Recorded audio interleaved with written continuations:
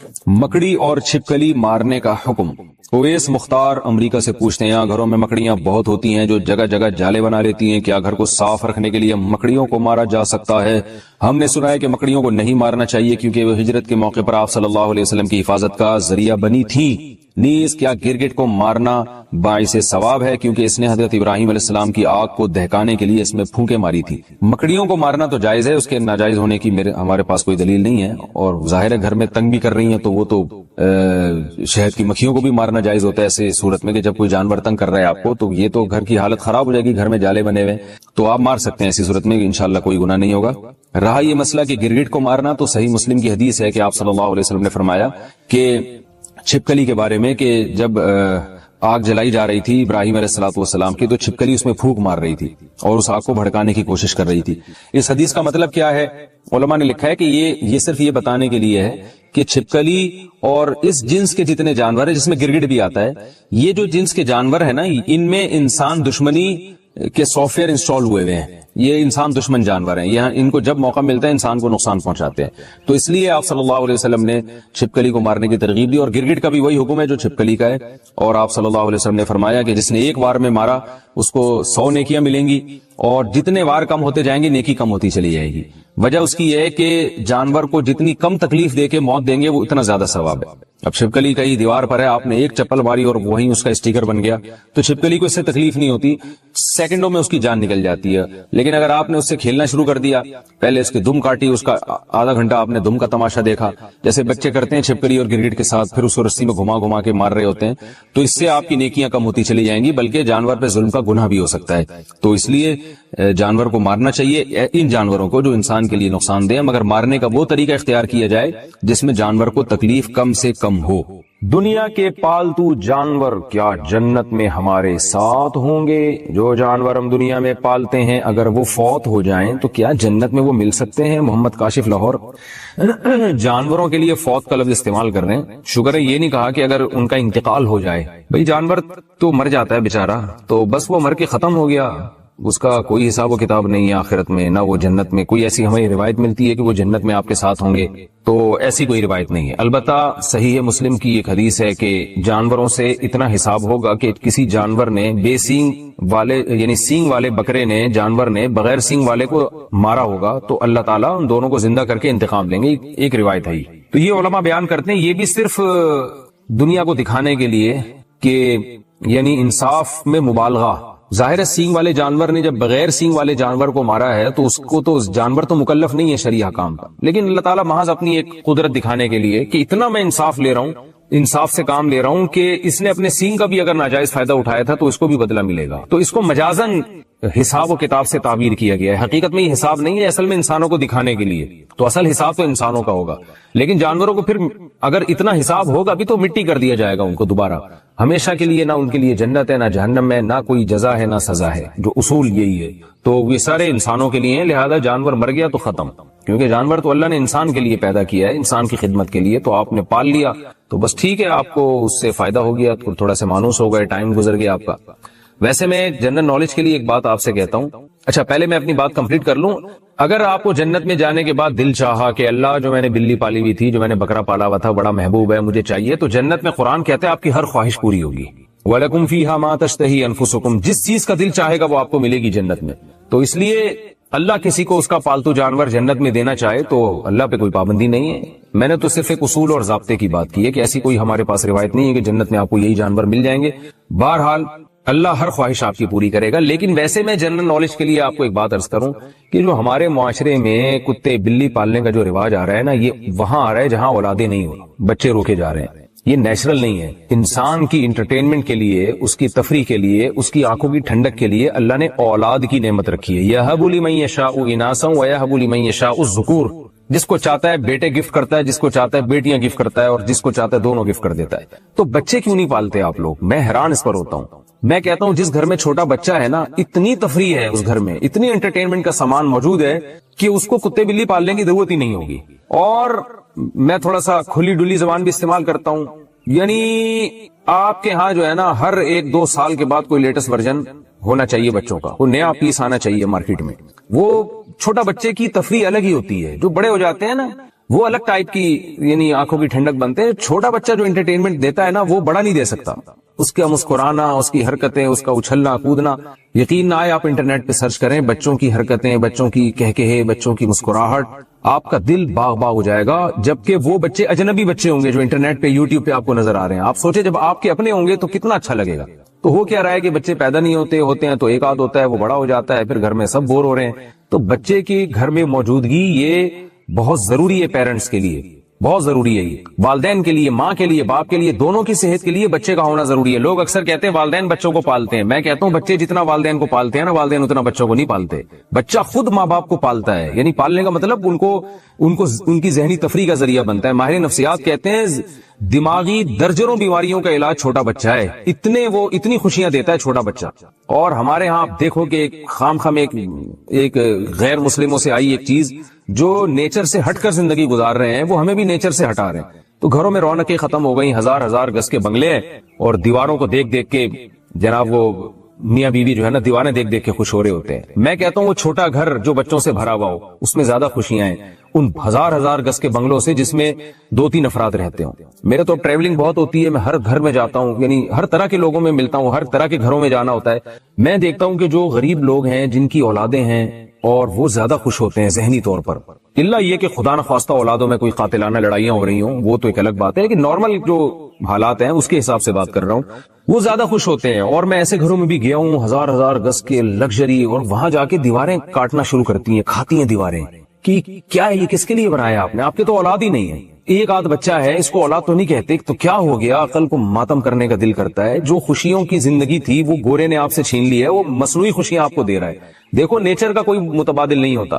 آج بھی لوگ چشموں کا پانی اور گرینری اور درخت اور اس ٹائپ کی چیزوں میں لوگ زیادہ سکون محسوس کرتے ہیں. اگر بنگلے بناتے بھی ہیں تو اس میں کوشش کرتے ہیں پھول لگانے کی, گارڈن بنانے کی, اس لیے کہ جو اطمینان جو نیچر میں جو انسان کو روحانی سکون ملتا ہے وہ نیچر سے ہٹ کے نہیں ملتا. تو آپ پالیں, کتے پالنا تو جائز نہیں ہے ضرورت کے بغیر, آپ باقی جانور پالیں, لیکن پہلے آپ اپنے بچوں کو پالیں. بچوں کو آپ پالیں گے تو انشاءاللہ پھر یہ ضرورت نہیں رہے گی آپ کو ان چیزوں کی. پھر بھی اگر پالنا ہے تو میں کہتا ہوں پھر بکریاں پالیں, گائے پالیں, بھینس پالیں, اس کا فائدہ بھی تو حلال جانور پالیں نا. بلی کا کیا فائدہ ہوگا آپ کو, بلی تھوڑا سا انسیت کرے گی آپ سے, ٹھیک ہے جائز ہے بلی پالنا بھی, تھوڑی سی مانوس ہو جائے گی, لیکن اس کا قوم کو بھی کوئی فائدہ نہیں ہے, آپ کو بھی کوئی فائدہ نہیں, اس کے بالوں میں بیماریاں بھی ہوتی ہیں, تو قوم کو بھی فائدہ نہیں. قوم کو بھی فائدہ ہے حلال جانور پالنے میں, بکریاں, بھیڑ, گائے, بھینسیں یہ پالیں گے, دودھ فائدہ ہوگا, آرگینک دودھ ملے گا آپ کو, آرگینک گوشت ملے گا آپ کو, دیسی مرغیاں پالیں گے, آرگینک انڈا ملے گا آپ کو. انڈے مارکیٹ سے شارٹ ہوتے جا رہے ہیں آرگینک انڈے, اور جو آرگینک کے نام پہ مارکیٹ میں بک رہے ہیں ان کا بھی کوئی بھروسہ نہیں ہوتا کہ دیسی ہیں بھی کہ نہیں ہے. تو پتہ نہیں کیا ہو گیا لوگوں کو, ہم سمجھ میں نہیں آ رہا. پولیس کے ذریعے بھی کوشش کر لی ہے سمجھانے کی, پولیس والوں کی سمجھ میں نہیں آ رہا, تو کیسے آپ کی سمجھ میں آئے گا. تو جانور پالیں مگر وہ جانور جو فائدے مند ہیں. پیغمبروں نے بکریاں چرائی ہیں تو ہم بھی گوروں کو دیکھ کے کتے پال لیں. کتا ضرورت کی چیز ہے. اگر آپ کو گھر میں حفاظت کے لیے کتا رکھنا ہے تو آپ 10 دفعہ رکھیں, جب حفاظت نہیں ہے. کیا بلی کا جھوٹا کھا پی سکتے ہیں؟ بلی پالنا کیسا ہے؟ کیا بلی کا جھوٹا حلال ہے؟ اگر بلی نے گوشت یا دودھ میں منہ مار دیا تو اس کے استعمال کا کیا حکم ہے؟ موسیٰ جان ریاض سے حدیث میں آتا ہے نبی صلی اللہ علیہ وسلم نے بلی کا جھوٹے کو پاک قرار دیا ہے, اور اس کی وجہ یہ بیان کی فَإِنَّهَا مِنَ الطَّوَّافِينَ عَلَيْكُمْ, یہ تم پر بار بار چکر لگاتی ہے, یعنی گھریلو جانور ہے, اس سے بچنا بہت ممکن ہے. تو اس لیے فقہاء نے لکھا ہے کہ بلی کا جھوٹا پاک ہے, لیکن مکروہ بہرحال ہے. مکروہ اس لیے کہ درندوں کے جھوٹے ناپاک ہوتے ہیں, حرام جانوروں کا جھوٹا ناپاک ہوتا ہے, تو بلی بھی بہرحال ایک درندہ ہے. تو نبی نے جو گنجائش دی اس کی وجہ بتا دی کہ اس سے بچنا ممکن نہیں ہے, بہت مشکل ہے اس سے بچنا, بار بار گھروں میں آتی ہے, منہ لگا دیتی ہے کھانے پینے کی چیزوں کو. تو اس سے پتہ چلتا ہے کہ ضرورت کی وجہ سے اس کی اجازت دی گئی ہے. تو ضرورت کی وجہ سے جس چیز کی اجازت دی جائے تو اس میں یہی ہوتا ہے کہ احتیاط بہتر ہے. تو اگر بلی نے گوشت میں منہ مار دیا, پانی میں منہ مار دیا تو استعمال کر سکتے ہیں, لیکن اگر کوئی احتیاط پر عمل کرے تو بھی ٹھیک ہے, تو زیادہ اچھا ہے. تو اب ایسا نہ ہو جائے کہ بلیوں کو اتنا لفٹ کرائیں جیسے انگریزوں نے کتوں کو لفٹ کرایا ہوا ہے, کہ وہ اس کا جھوٹا باقاعدہ پراپر کھاتے ہیں, پیتے ہیں, اس کے زبان لگاتے ہیں, اس کی زبان, کتا ان کے منہ میں زبان لگا رہا ہوتا ہے, اوٹ پٹانگ حرکتیں کر رہے ہوتے ہیں, اللہ تعالیٰ ان کو ہدایت دے. تو کتے کا جھوٹا تو بالکل ہی ناپاک ہے. میرا مقصد بتانے کا یہ ہے کہ بلی کو پالیں آپ, لیکن اتنا لفٹ نہ کرائیں جتنا انگریزوں نے کتوں کو لفٹ کرایا بھائی, کیونکہ ہے بہرحال درندہ, تھوڑا سا ریزرو رہیں اس سے, کھانے پینے کی چیزوں میں اس کو اپنے ساتھ شریک نہ کریں, فیملی ممبر نہ بنائیں آپ بلی کو. خواتین کے لیے نماز کا الگ کمرہ بنانا میں گھر میں رہتا ہوں, میرا ارادہ ہے کہ گھر میں خواتین کے لیے الگ سے نماز کے لیے کمرہ چھوڑوں گا, کیا یہ صحیح ہوگا؟ مشتاق احمد, مکہ مکرمہ سے. صحیح نہیں ہوگا بلکہ سنت ہے, یہ صرف صحیح نہیں ہے. نبی صلی اللہ علیہ وسلم نے حکم دیا ہے کہ اپنے گھروں میں بھی ایک مسجد بنایا کرو. مسجد کا مطلب ایک نماز کا, عبادت کا کمرہ الگ کر دو. کچھ دن پہلے میرا کسی جاننے والے کے ہاں جانا ہوا, بڑا گھر تھا ان کا, انہوں نے ماشاءاللہ ایک بڑا خوبصورت VIP کمرہ صرف نماز اور تلاوت کے لیے بنایا. اتنا پیارا کمرہ تھا, اس میں عود کی دھونی تھی, خوشبو تھی, اور بڑا ڈیکوریٹ کیا تھا اور بڑا اچھا لگ رہا تھا. ایسی جگہ پہ جا کے دل کر رہا تھا کہ یہاں ہم نماز پڑھیں. تو اگر اللہ نے وسعت دی ہے, بڑا گھر ہے, تو ایک کمرہ خاص نماز تلاوت کے لیے بنانا چاہیے. اور جو فقہاء نے اعتکاف کی اجازت دی ہے نا, وہ ایسے ہی کمرے میں دی ہے. لیکن آج گھروں میں ٹی وی لانچ ہوگا اور بیڈ روم ہوگا, ہر ضرورت کا کمرہ ہوگا, مہمانوں کا الگ کمرہ ہوگا, نماز روزے کا کوئی کمرہ نہیں ہوتا. تو یہ بہت غلط چیز ہے. ہاں, جس کا گھر چھوٹا ہو, کمرے ہی دو, وہ بیچارہ کیا کرے گا پھر. تو اس لیے اللہ نے اگر گنجائش دی ہے تو گھر میں نماز کے لیے, خاص طور پہ خواتین کے نماز کے لیے الگ کمرہ بنائیں. ہابی کے لیے کیٹ پالنا. میں نے سنا تھا کہ بلی پالنا سنت ہے, کیا شوق کے لیے بلی پال سکتے ہیں؟ بلی پالنا جائز عمل ہے, کیونکہ پاک جانور ہے, ناپاک نہیں ہے, اس کا تھوک بھی پاک ہے. لیکن ترغیبی عمل نہیں ہے. یہ ترغیب حلال جانوروں کی ہے, کیونکہ اس سے لوگوں کو فائدہ ہوتا ہے, خوراک سستی ہو جاتی ہے. مرغیاں پالیں گے, انڈے ملیں گے. حدیث میں آتا ہے مرغے کو برا مت کہو, کیونکہ وہ اذان کے لیے جگاتا ہے, نماز کے لیے جگاتا ہے. تو پھر انبیاء نے بکریاں چرائی ہیں, تمام پیغمبروں نے. تو اس لیے حلال جانوروں کے پالنے کو تو اپریشیٹ کیا جائے گا. حرام جانور بس آپ کا شوق ہے تو ٹھیک ہے, لیکن کوئی فضیلت نہیں ہے اس کی. کیا بلی کا جھوٹا کھا پی سکتے ہیں؟ بلی پالنا کیسا ہے؟ کیا بلی کا جھوٹا حلال ہے؟ اگر بلی نے گوشت یا دودھ میں منہ مار دیا تو اس کے استعمال کا کیا حکم ہے؟ موسیٰ جان ریاض سے. حدیث میں آتا ہے نبی صلی اللہ علیہ وسلم نے بلی کا جھوٹے کو پاک قرار دیا ہے, اور اس کی وجہ یہ بیان کی, فَإِنَّهَا مِنَ الطَّوَّافِينَ عَلَيْكُمْ, یہ تم پر بار بار چکر لگاتی ہے.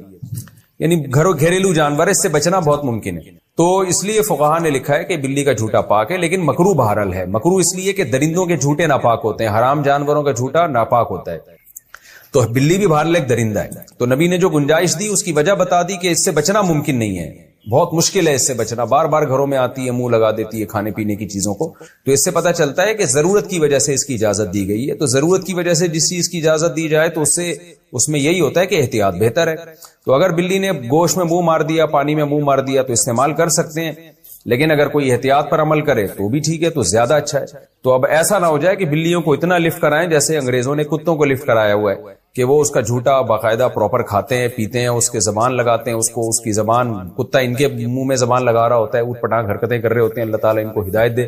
تو کتے کا جھوٹا تو بالکل ہی ناپاک ہے. میرا مقصد بتانے کا یہ ہے کہ بلی کو پالیں آپ, لیکن اتنا لفٹ نہ کرائیں جتنا انگریزوں نے کتوں کو لفٹ کرایا بھائی, کیونکہ ہے بہرحال درندہ. تھوڑا سا ریزرو رہیں اس سے, کھانے پینے کی چیزوں میں اس کو اپنے ساتھ شریک نہ کریں, فیملی ممبر نہ بنائیں آپ بلی کو. کیا بلی کا کاروبار حلال ہے؟ کیا بلیوں کا کاروبار کرنا جائز ہوگا؟ اگر ہم بلیاں پالیں اور بعد میں اسے بیچیں تو کیا یہ جائز ہے؟ عظما صاحبہ ممبئی سے. دیکھیے, جائز تو ہے مگر مکروہ ناپسندیدہ ہے. نبی صلی اللہ علیہ وسلم نے بلی کے جو اجرت ہے, یعنی بلی کو آپ فروخت کر کے جو اس کا ثمن حاصل ہوتا ہے, اس کو آپ صلی اللہ علیہ وسلم نے اس کو ناجائز قرار دیا ہے. تو جمہور علماء وہاں جو کہتے ہیں کہ آپ صلی اللہ علیہ وسلم نے اس کو پسند نہیں کیا, اس سے مراد کراہت تنزیہی ہے, یعنی حرام. بعض علماء تو حرام ہونے کے قائل ہیں, لیکن جمہور علماء کہتے ہیں کہ وہاں مراد جو نبی نے منع کیا ہے, یعنی بلی کے جو قیمت ہے اس کو کھانے سے, تو یہ ممانعت حرام کے درجے میں نہیں ہے بلکہ کراہت تنزیہیہ کے درجے میں, دوسرے دلائل کی روشنی میں. اس کی وجہ ہے کہ بلی کا جھوٹا حلال ہے, جھوٹا پاک ہے بلی کا, تو وہ ناپاک جانور نہیں ہے, تو اس لیے اس کے ناجائز ہونے کی اور کوئی وجہ نہیں ہے. البتہ اس حدیث کی روشنی میں بعض علماء کہتے ہیں کہ حرام ہے, لیکن جمہور علماء کہتے ہیں کہ مکروہ تنزیہی ہے. مکروہ تنزیہی کا مطلب ہوتا ہے اوائڈ کرنا, بچنا بہتر ہے. تو مشورہ میرا یہ ہے کہ اگر آپ نے کوئی بلی بیچ دی ہے تو اس کی قیمت اگر آ گئی ہے تو ٹھیک ہے, لیکن آئندہ بہتر یہ کہ اس کو کاروبار آپ نہ بنائیں. حرام میں نہیں کہہ رہا, قول میں وہی کر رہا ہوں جو جمہور کا قول ہے کہ حرام نہیں ہے, مکروہ تنزیہی ہے, لیکن بہتر یہی ہے کہ آپ اس سے اجتناب کریں. حلال جانوروں کا کاروبار کیا کریں, اس میں برکت ہوتی ہے, اس میں لوگوں کو فائدہ ہوتا ہے. بلیاں اگر معاشرے میں پھیلیں گی تو اس سے پبلک کو کیا فائدہ ہے؟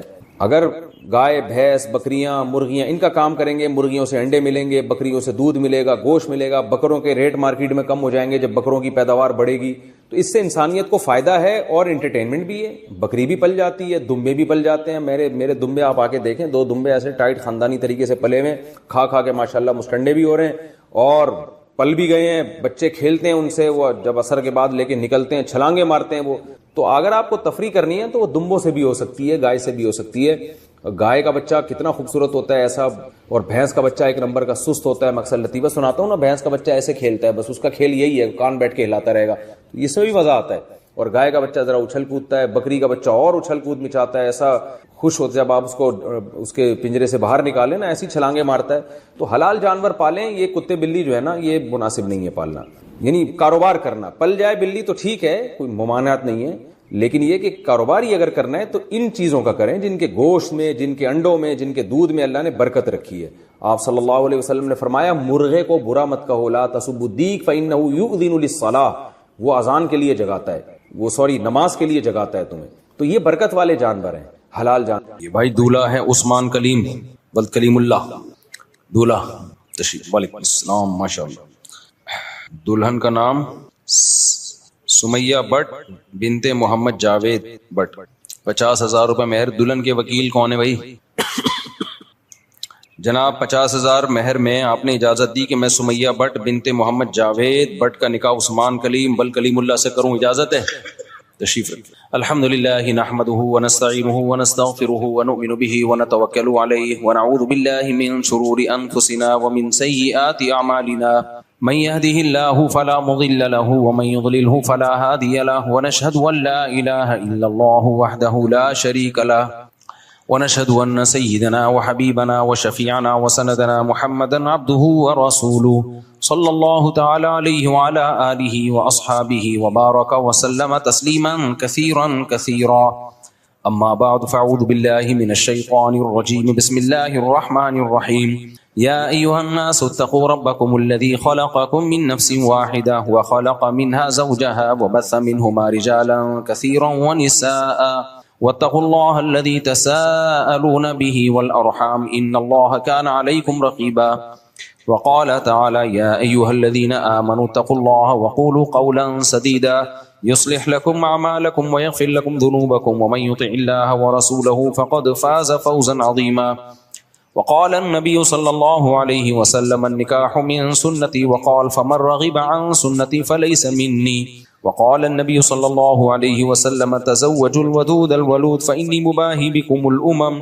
وقال النبي صلی اللہ علیہ وسلم تزوجوا ولا تكونوا كرهبان النصارى. جناب عثمان کلیم والکلیم اللہ, میں نے 50,000 روپے مہر میں آپ کا نکاح سمیہ بٹ بنت محمد جاوید بٹ سے کیا. آپ نے اس نکاح کو قبول کیا؟ زور سے تھوڑا سا. جزاک اللہ. دعا کریں جی اللہ تعالیٰ برکت دے. الحمدللہ رب العالمین والعاقبۃ للمتقین والصلاة والسلام علی رسول الکریم وعلی آلہ وصحبہ اجمعین. اے اللہ اس نکاح کو اپنے دربار میں قبول فرما, اس کی برکتیں زوجین کو تادم حیات نصیب فرما. آپس کے اختلاف و انتشار سے, لڑائی جھگڑوں سے, ہر قسم کے شر فساد سے اللہ ان دونوں کی ہمیشہ کے لیے حفاظت فرما. اے اللہ اس نکاح کو دونوں کے خاندانوں میں جوڑ کا ذریعہ بنا, محبت الفت کا ذریعہ بنا. جس کی جو جائز مراد ہو اس کی مراد کو پورا فرما. ربنا آتنا فی الدنیا حسنۃ وفی الآخرۃ حسنۃ وقنا عذاب النار. صلی اللہ تعالی علی خیر خلقہ محمد وعلی آلہ وصحبہ اجمعین برحمتک یا ارحم الراحمین. اللہ تعالیٰ بہت مبارک کرے. اتنی سی بات تھی یار, دیکھو اتنی سی بات تھی, اس کو کیا بنایا ہوا تھا. 2 منٹ کا کام ہے, اس کو پتہ نہیں کیا بنایا ہوا ہے. لوگ کہتے ہیں صرف اتنی سی بات تھوڑی ہے, آگے کتنے بڑے بڑے مسائل ہیں. یہ بھی بکواس ہے بالکل.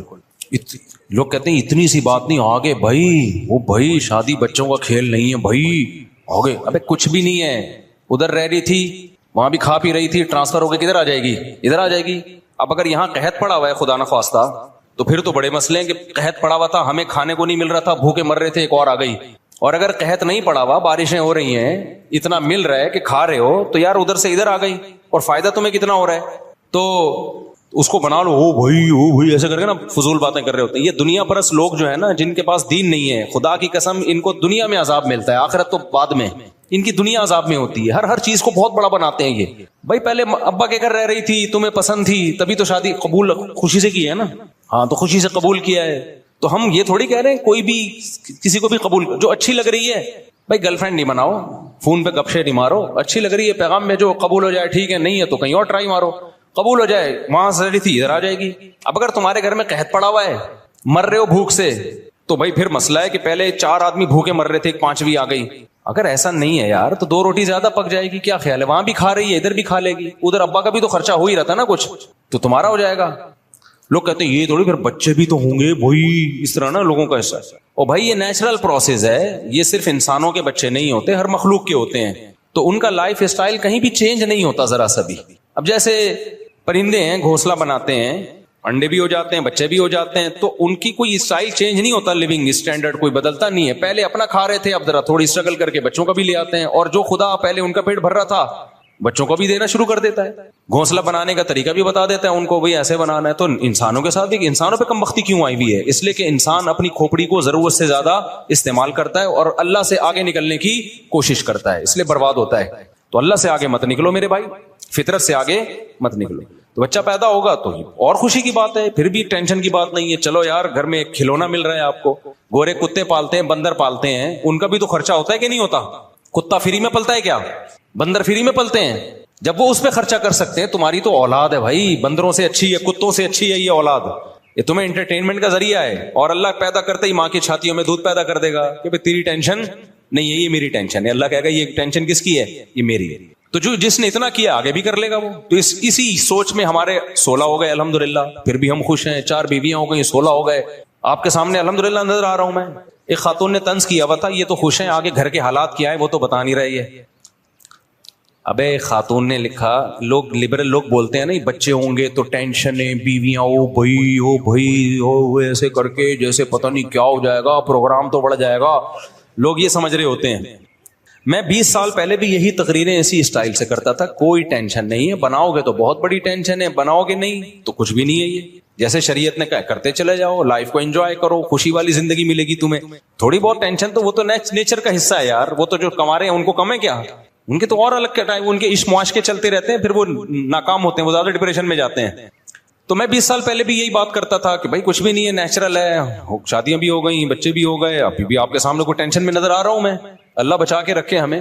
تو کسی خاتون، میں نے ایسا ہی کوئی بیان کیا موٹیویٹ کرنے کے لیے کہ تمہارے سامنے میں نے جو 20 سال پہلے جو دعوے کیے تھے نا، جو لوگ جانتے ہیں، آج وہ الحمدللہ نظر بھی آ رہے ہیں کہ نہ بچوں سے ٹینشن ختم ہوتی ہے، بیویوں سے ٹینشن ختم ہوتی ہے، بڑھتی نہیں ہے. ٹینشن ختم کرنے کا سب سے بڑا ذریعہ بیوی اور بچے.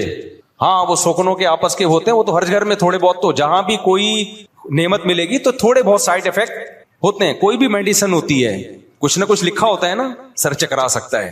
لیکن اس چکر میں آدمی میڈیسن لینا چھوڑ دے کہ سر بھی چکرا سکتا ہے. تو ابے نہیں کھائے گا تو کیا کیا چکرائے گا؟ صحیح ہے نا، پھر تو پورا ہی گھومے گا. تو جم جاتے ہو، اس کے بھی کچھ سائڈ افیکٹ ہیں.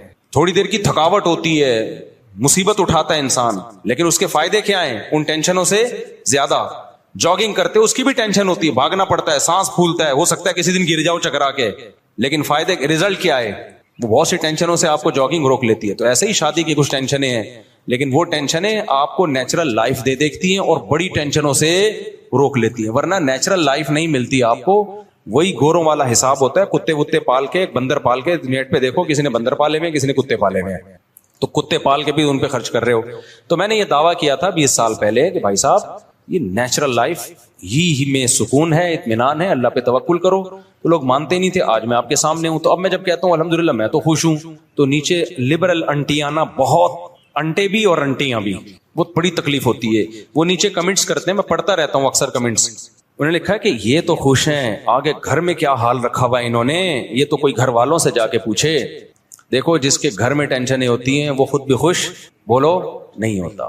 گھر کی ٹینشن تو آدمی کو عذاب میں ڈال دیتی ہے. یہ کیسے ہو سکتا ہے کہ گھر میں خوشی نہ ہو، ٹینشنیں، اور میں یہاں آ کے مسکرا رہا ہوں آپ کے سامنے؟ تو اللہ کا فضل ہے، میرے گھر میں بھی اللہ نے اچھا ماحول رکھا ہوا ہے، یہاں بھی رکھا ہوا ہے اچھا ماحول، آپ کے سامنے بیٹھا ہوا ہوں. ہاں یہ میں کبھی دعویٰ نہیں کرتا کہ ہر وقت گھر میں یا یہاں پہ اچھا ماحول ہوتا ہے، ہمیں کوئی پریشانی نہیں آتی. تو نارملی ہر گھر میں کچھ نہ کچھ ہوتا ہے، اونچ نیچ ہوتی ہے، ہمارے گھر میں بھی ہوتی ہے. کبھی آواز بھی اونچی ہو جاتی ہے، کبھی کوئی لڑائی بھی ہو جاتی ہے. تو میں کبھی وہ دعویٰ نہیں کرتا کہ فرشتوں کی دنیا والے دعوے کروں کہ میرے گھر میں ایسا ماحول ہے کہ میں جب جاتا ہوں تو ایسا سوئٹزرلینڈ والا ماحول ہمارے گھر میں ہے. بھائی اونچ نیچ تھوڑی بہت ہر گھر میں، ہمارے گھر میں بھی ہوتی ہے. پڈے مڈے بھی ہو جاتے ہیں کبھی کبھار. جہاں گوشت کھاؤ گے، خوراک کھاؤ گے، روٹی کھاؤ گے تو طاقت تو آئے گی نا. وہاں اختلاف بھی ہوگا، ہو سکتا ہے کبھی آواز اونچی ہو کے گھر سے باہر چلی جائے، کبھی کوئی جھگڑا ہو جائے، کبھی پھٹا ہو. یہ نارمل ہے، نیچرل ہے یہ تو. لیکن اللہ نے عافیت کا معاملہ کیا ہوا ہے. جو خوشیاں ایک آدمی کو ملتی ہیں جس کے بیوی بچے ہوں, جس کا خاندان ہو, جس کو ہندی میں پریوار کہتے ہیں. میں وہاں جاتا ہوں نا جدہ ودہ, ادھر انڈین بہت ملتے ہیں, تو ان کی سے ہندی بھی سیکھنے کو مل رہی ہے. آپ کا پریوار ہو, آپ کا ایک نیچرل لائف ہو, آپ اللہ پہ توکل کرو, ان کو کھلاؤ جتنا اللہ نے دیا ہے. نہیں ہے تو بولو صبر کر, ہم بھی پاپے کھائیں گے آج, تم بھی کیا کھاؤ گے, پاپے کھاؤ گے, بس ایسے ہی رہو.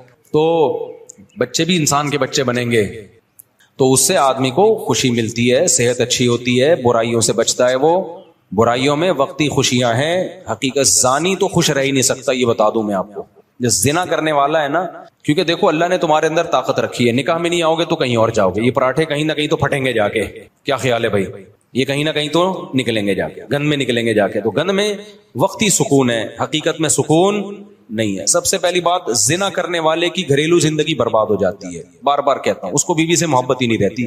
روزانہ اس نے نئے نئے چہرے دیکھ دیکھ کے نا اس کو اپنا پرانا مال اچھا نہیں لگتا. پاک دامنی سے جو زندگی گزارتا ہے اس کو اپنی بیوی ہی اچھی لگتی ہے, کیونکہ ادھر ادھر گند میں منہ نہیں مار رہا ہوتا. تو یہ کتنی اچھی بات ہے یار, جو آپ کے لیے ہے وہ آپ کو اچھی لگے. اور کیا چاہیے یار تمہیں, صحیح ہے نا. آپ کو اپنے ابا اچھے لگ رہے ہیں, پڑوسی کے ابا اچھے نہیں لگ رہے, کوئی مسئلہ نہیں ہے, لیکن لگ پڑوسی کے ابا رہے, اپنے والے اچھے نہیں لگ رہے, ڈپریشن میں جاؤ گے. آپ کو اپنی اما اچھی نہیں لگ رہی, دوسرے کی اما اچھی لگ رہی ہے, ٹینشن میں جاؤ گے, ماحول خراب ہوگا. اور اپنی اچھی لگ رہی ہے, دوسرے کی اچھی, دوسرے کی نہ لگے کوئی مسئلہ نہیں ہے. اپنی اولاد اچھی نہیں لگ رہی, دوسرے کے بچے اچھے لگ رہے ہیں, ٹینشن میں جاؤ گے کہ نہیں جاؤ گے.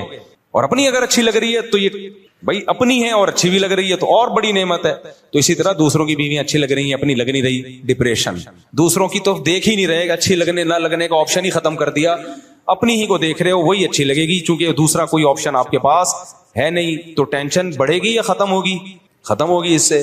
تو اس لیے اللہ میاں نے جو بولا ہے نا, جلدی شادی کرو, زیادہ بیویاں کرو, زیادہ بچے پیدا کرو, اللہ کی بات مان لو. اللہ تیری عقل ہم سے زیادہ ہے, ہم بے وقوف ہیں, ہم فیملی پلاننگ والوں کی باتوں میں بولو نہیں آئی. اللہ میاں جو کہہ رہے ہیں. اور پھر آگے بڑھاپا بھی ہے, اس میں یہ اولاد سہارا بنے گی تمہارے لیے.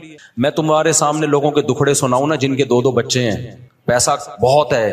ابھی ایک واقعہ سامنے آیا, کیونکہ پرانا واقعہ سامنے تو پہلے آیا, لیکن پرانا ہے, اب سنانے میں وہ لوگ ہائی لائٹ نہیں ہوں گے جن کی بات ہو رہی ہے, ان کی غیبت نہیں ہوگی. ڈیفنس میں واقعہ ہوا, 1000 گز کا بنگلہ تھا صاحب کا, 2-3 بچے ان کے, ایک بیٹی 1-2 بیٹے ہوں گے. بہت پڑھایا, بہت لکھایا, ٹھیک ٹھاک پیسہ خرچ کیا. دین اور مذہب کو سکھانا نہیں ہے. بچے ابا سے سیکھ لیتے ہیں کہ پیسہ ہی سب کچھ ہوتا ہے, کیونکہ اب بچوں کو پتا ہے ابا نے نسل روکی ہے پیسہ بچانے کے لیے, اپنا خرچہ بچانے کے لیے. توکل اعتماد ابا نے نہ منہ سے کبھی نکلا اور نہ کبھی ابا نے سکھایا. تو اٹ مینس پیسہ ہی سب کچھ ہے.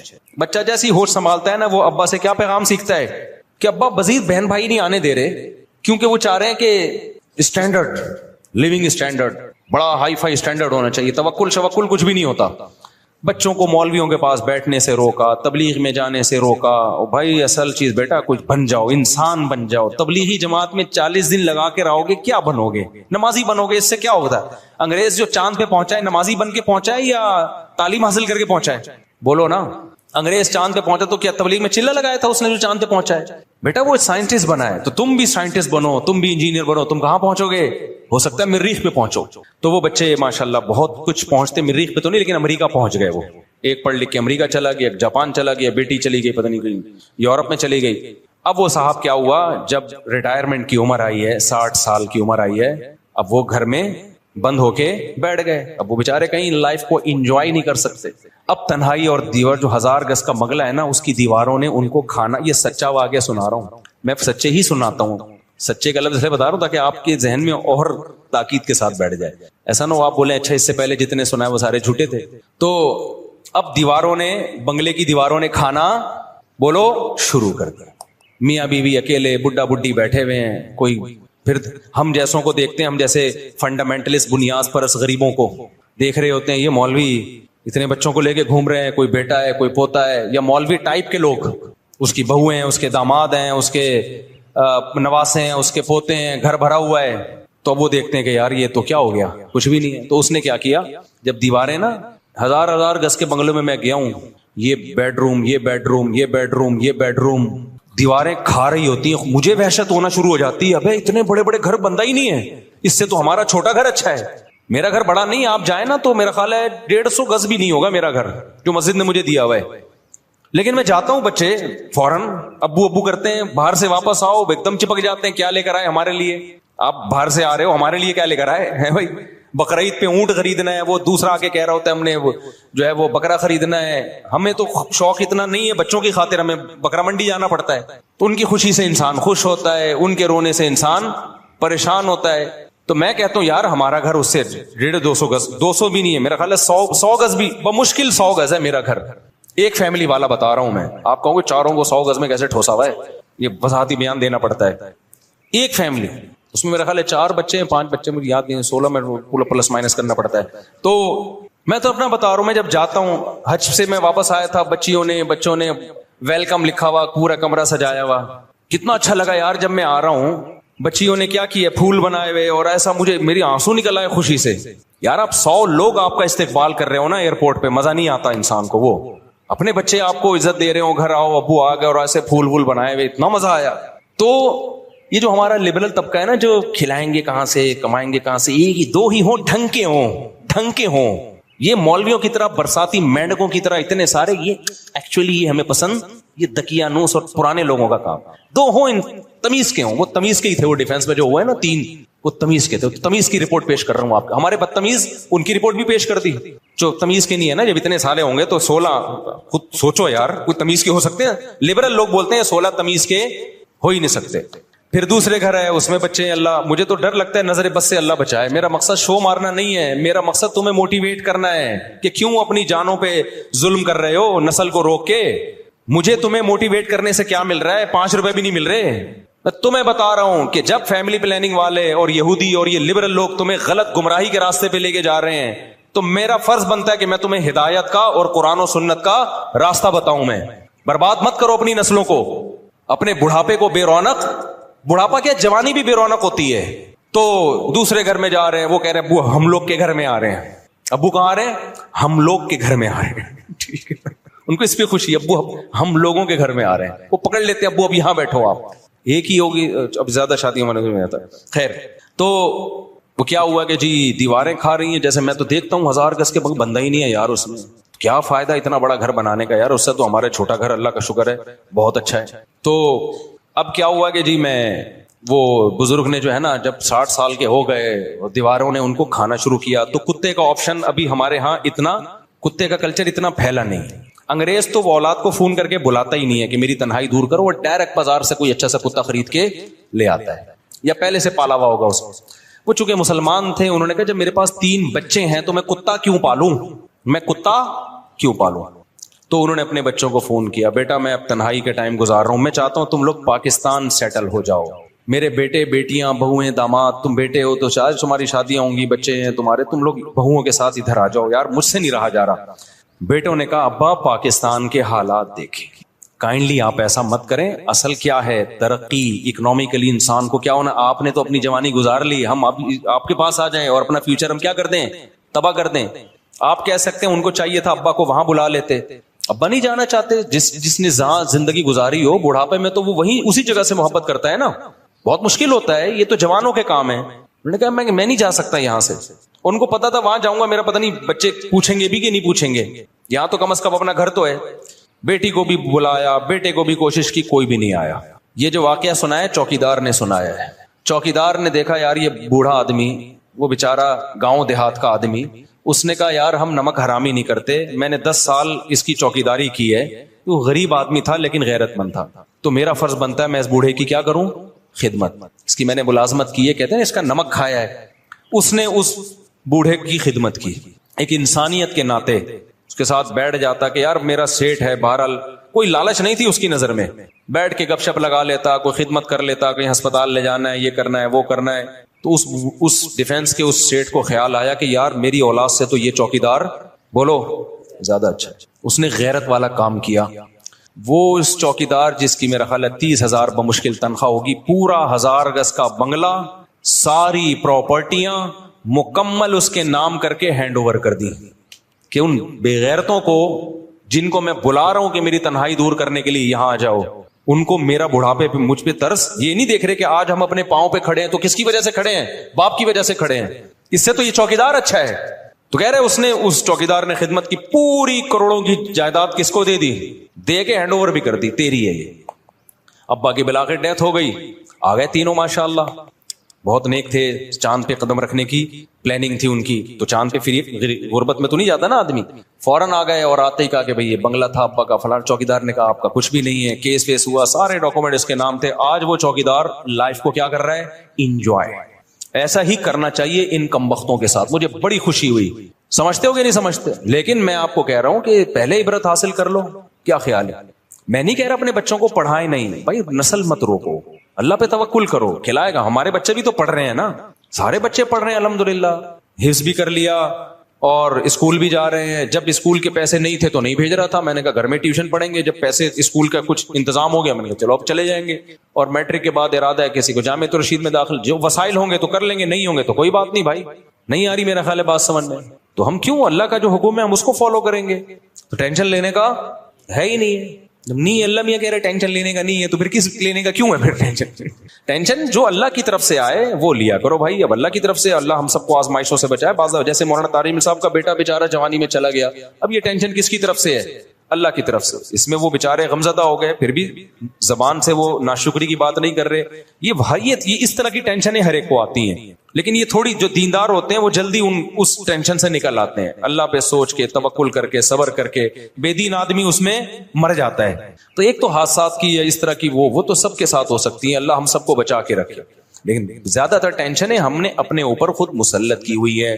تو اللہ پہ توکل کرو, اللہ پہ اعتماد کرو, شادیاں بھی دبا کے کرو, بچے بھی اسپیڈ سے پیدا کرو.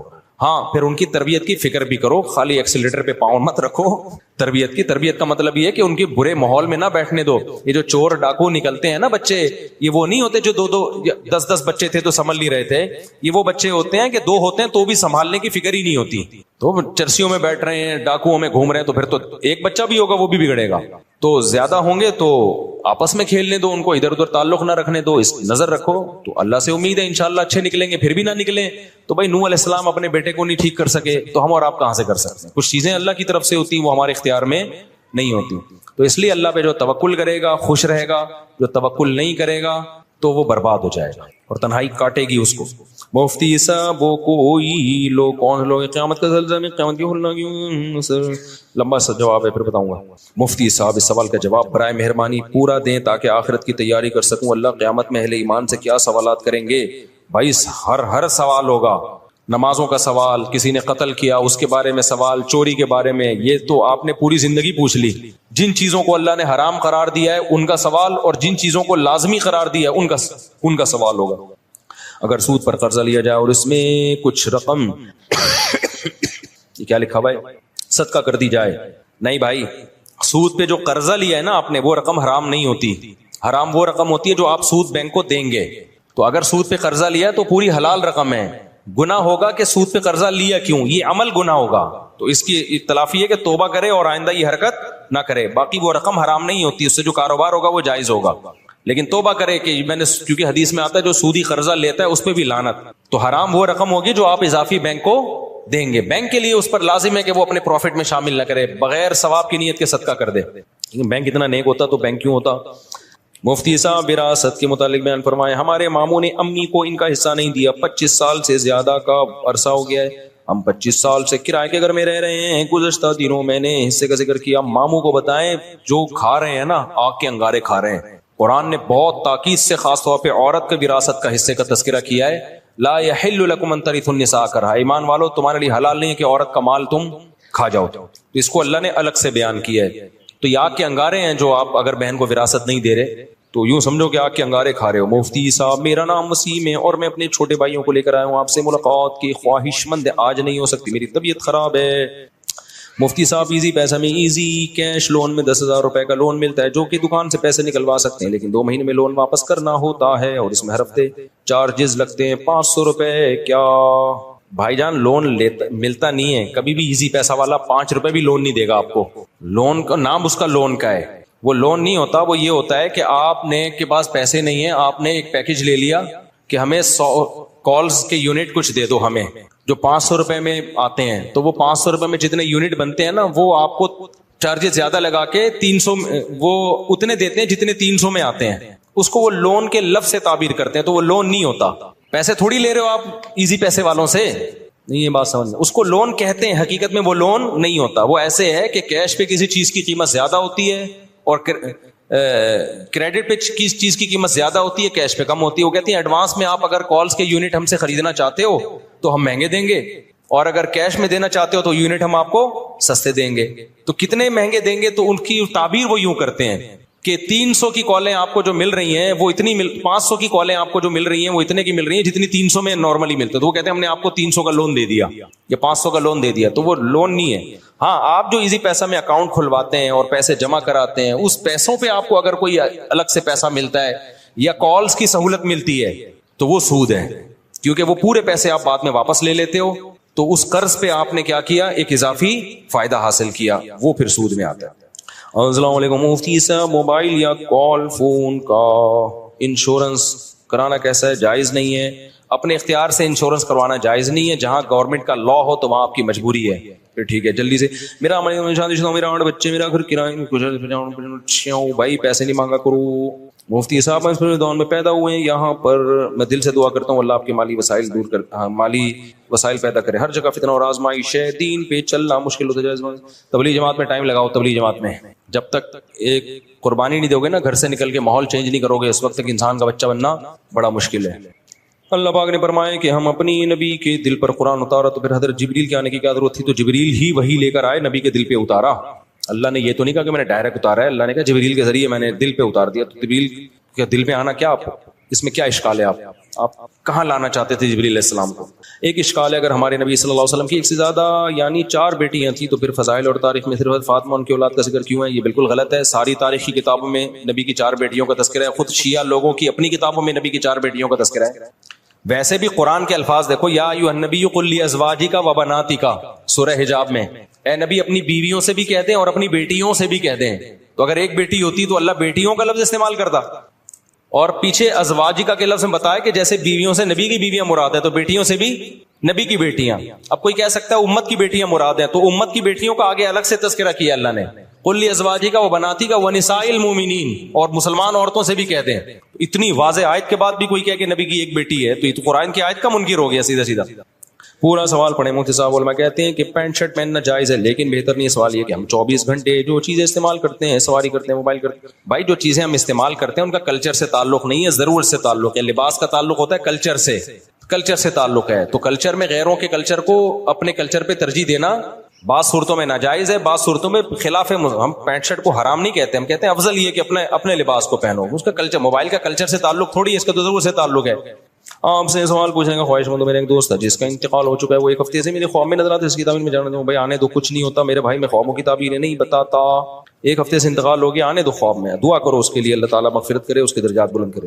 نريد نحن ان نلتقي معك جالستين امامك. کہاں بیٹھے یہ دونوں بندے؟ السلام علیکم. السلام علیکم. یہ کہہ رہے ہیں ہم آپ کے سامنے بیٹھے ہیں، دونوں ملنا چاہتے ہیں. جناب مفتی صاحب، میں نے ٹک ٹاک پر آپ کی ویڈیو دیکھی جس میں آپ نے مزار پر جانے کو حرام قرار دیا تھا اور آپ مندر گئے تھے. میں نے مزار پہ جانے کو جو حرام قرار دیا ہے، صرف قبر کو دیکھنے کو حرام نہیں قرار دیا، وہ تو نبی سے ثابت ہے. نبی اپنی والدہ کی قبر پہ گئے ہیں، اللہ نے آپ کو اجازت دی، اور ہم سید الانبیاء کی قبر پہ جاتے ہیں. اگر قبروں پہ جانا ہی حرام ہو جائے تو وہ یہ تو اس کے تو قرآن و سنت میں کوئی دلیل نہیں ہے. تو صحابہ تابعین سے ثابت ہے. میں نے مزار پہ اس طرح جانا جس طرح بدعتی لوگ جاتے ہیں، وہاں جا کے قوالیاں کرتے ہیں، سجدے کرتے ہیں، طواف کرتے ہیں، بدعتیں کرتے ہیں. اس طرح سے مزاروں کی زیارت حرام ہے. مطلق زیارت کو حرام نہیں قرار دیا. میرے خلاف آج کل بہت سے لوگ کلپ بنا رہے ہیں کہ دیکھو فلاں کی قبر پہ کھڑا ہو کے دعا مانگ رہا ہے، ایک طرف کہتے ہیں مزار پہ جانا حرام ہے. تو ہم نے کب کہا کہ یہ والا جانا حرام ہے؟ دوسرا، مندر میں عبادت کے لیے جانا حرام ہے، وزٹ کے لیے کہ ہو کیا رہا ہے، وہ تو کہیں بھی آدمی جا سکتا ہے. نہیں ہے بات سمجھ میں؟ کسی ضرورت سے تو جا سکتا ہے نا. سینما گھر میں کیا ہوا، آپ کا بچہ تلاش کرنے گیا آپ سینما گھر میں، ضرورت ہے نا. اب کوئی کہہ رہا ہے مفتی صاحب نے فتویٰ دیا سینما گھر میں جانا حرام ہے. او بھائی فلم دیکھنے کے لیے جانا حرام ہے، کوئی ضرورت ہو تو جانا کیا ہے؟ آپ کا بچہ گم گیا وہاں پہ، دیکھنے کوئی فلم تو نہیں دیکھ رہا، وہاں تو فرض ہے جانا. تو ایسے ہی مندر پہ جانا کسی اچھے میسج کے لیے، اچھے مقصد کے لیے. وہ اچھا مقصد یہ تھا انڈیا والوں کو پیغام دینا تھا کہ دیکھو تمہارے مندر یہاں پہ محفوظ ہیں. مندر میں پنڈت جی سے انٹرویو لیا ہم نے کہ بھائی آپ کو کوئی عبادت سے روکتا ہے؟ انہوں نے کہا نہیں روکتا. کتنا اچھا میسج گیا. بہت سے ہندوؤں کے کمنٹس آئے کہ ہمیں تو پتہ ہی نہیں تھا کہ پاکستان میں مندر بھی ہیں.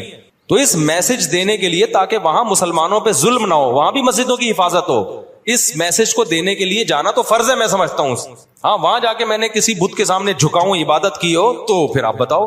تو ایسے ہی قبر پہ میت کے لیے دعا کرنا یہ جائز کیا ہے؟ تو سنت عمل ہے. قبرستان کی زیارت کرنا بھی سنت عمل ہے, نبی نے حکم دیا تاکہ آخرت کی یاد تازہ ہو. ہاں وہاں جا کے مردے سے دعا مانگنا یا وہاں بیٹھے رہنا مجاور بن کے, ہم تو گئے دعا مانگ کے نکل لیے پتلی گئی, وہاں بیٹھ تھوڑی گئے تھے ہم. اور اگر میری کہیں تصویر آ رہی ہے کسی قبر پہ بیٹھے ہوئے کی تو وہ غلط عمل ہے, میں اسے رجوع کرتا ہوں. ایسی کوئی تصویر کسی نے وائرل کی ہے میرے بارے میں, پتہ نہیں فیک ہے یا کیا ہے, لیکن اب ہم اس فیک اور حقیقت میں جاتے ہی نہیں. ہم کہتے ہیں بھائی ناجائز ہے, میں نے بھی کیا تو کیا ہے, ناجائز ہے, غلط ہے, میں توبہ استغفار کرتا ہوں. تو کیونکہ اب فیک ثابت کرنے کے لیے پھر لمبی چوڑی تقریر ہے, تو آسان راستہ ہے بھائی صحیح ہے ناجائز ہے, ختم. میں نے کب کہا کہ میں فرشتہ ہوں؟ بھائی ناجائز عمل ہے اور میں رجوع کر رہا ہوں اور بتا رہا ہوں کہ میں توبہ استغفار کر رہا ہوں, یہ ناجائز عمل ہے. سمجھتے ہو کہ نہیں سمجھتے؟ تو قبر پہ جانا میت کے لیے. باقی میں دارالعلوم کرنگی میں گیا تو وہاں میں نے قبر پہ ہاتھ اٹھا کے دعا مانگی, تو کسی نے میرے خلاف کلپ بنایا کہ قبر پہ ہاتھ اٹھا کے دعا مانگنا شرک ہے. مفتی صاحب بھائی ہاتھ اٹھا کے دعا مانگنا شرک نہیں ہے. دعا کس سے مانگ رہے ہیں؟ اللہ سے.